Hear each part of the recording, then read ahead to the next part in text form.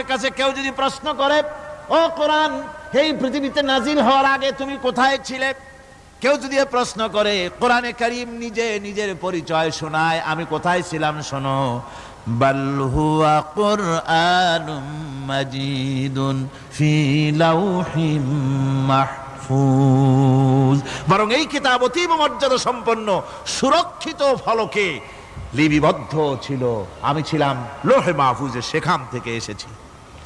যদি কেউ প্রশ্ন করে, কোরআন কি কোরআন, তুমি কার উপরে অবতীর্ণ হয়েছ? জবাব কোরআন নিজেই দেয়, ওয়া আমিনু বিমা নুজিলা আলা মুহাম্মাদ ওয়া হুয়াল হাক্কু মির রাব্বিহিম।